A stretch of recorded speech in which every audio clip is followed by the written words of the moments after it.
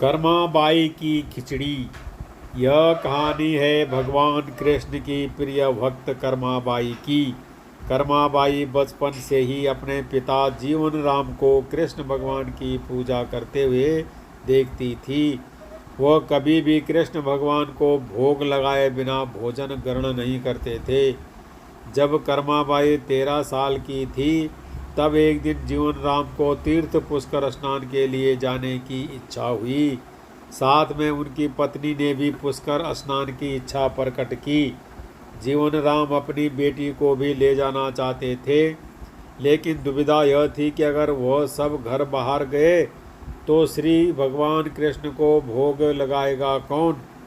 तब जीवन राम ने इस नृत्य कर्म की जिम्मेदारी कर्माबाई को सौंपी और कहा कि देखो बेटी कर्मा, सुबह भगवान कृष्ण को भोग लगाने के पश्चात ही तुम भोजन ग्रहण करना। कर्मा ने भी अपने पिता को हाँ कह दिया। अगले दिन सुबह कर्माबाई ने उठकर सबसे पहले गुड़ और घी डाल के बाजरे की खिचड़ी बनाई और भगवान कृष्ण की मूर्ति के सामने रख दिया।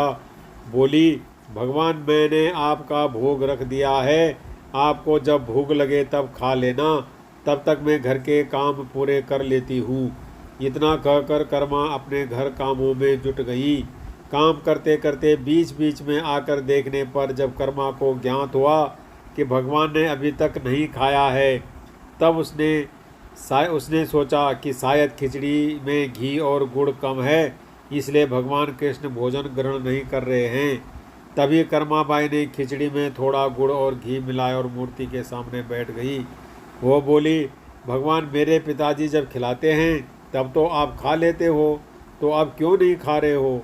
अभी तो पिताजी बाहर गए हैं, उन्हें आने में बहुत दिन लगेंगे, तब तक आपको भोग लगाने की जिम्मेदारी मुझे दी गई है, इसलिए जब तक आप भोजन नहीं खाएंगे मैं भी कुछ नहीं खाऊंगी।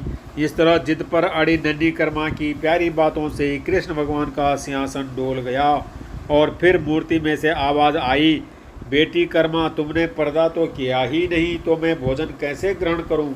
तब कर्माबाई ने मूर्ति के आगे अपनी चुनरी का पर्दा किया और कुछ ही समय में मूर्ति के सामने रखी खिचड़ी की थाली खाली हो गई। अब कर्मा रोज़ सुबह सबसे पहले कृष्णा को बाजरे की खिचड़ी खिलाती और बाद में खुद भोजन ग्रहण करती।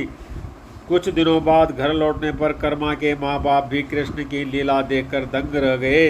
इस तरह कर्माबाई ईश्वर कृष्ण की भक्त बन गई। अपने जीवन के अंतिम दिनों में कर्माबाई भगवान जगन्नाथ की नगरी जगन्नाथपुरी में एक कुटिया में बस गई थी। वहाँ पर एक दिन कर्माबाई की कुटिया के सामने एक तेजस्वी कांति वाला बालक आया और उसने कर्माबाई से कहा, मुझे भूख लगी है, माँ खाना दो। उस वक्त भी कर्मा अपने भगवान कान्हा को खिचड़ी का भोग लगा रही थी। कर्मा ने उस बालक को भी खिचड़ी खिलाई। इसके बाद से वह बालक हर रोज़ कर्मा के हाथ का खिचड़ी खाने आता था। यह सिलसिला कई वर्षों तक चलता रहा। वह बालक कोई और नहीं, स्वयं जगन्नाथ भगवान थे, क्योंकि जिस दिन कर्माबाई का देहांत हुआ उस दिन जगन्नाथ भगवान की मूर्ति की आंखों से आंसू बह रहे थे और उसी रात मंदिर के पुजारी के स्वप्न में जगन्नाथ भगवान आए थे और अपने दुखी होने का कारण बताया कि उनकी परम भक्त कर्माबाई गोलोक सिधार गई है। मैं रोज़ सुबह उसके हाथ की खिचड़ी खाता था, अब मुझे खिचड़ी कौन खिलाएगा। अगले दिन से मंदिर के पुजारियों ने निर्णय लिया कि भगवान को रोज़ बाजरे की खिचड़ी का भोग लगेगा और उस भोग का नाम दिया गया कर्माबाई की खिचड़ी।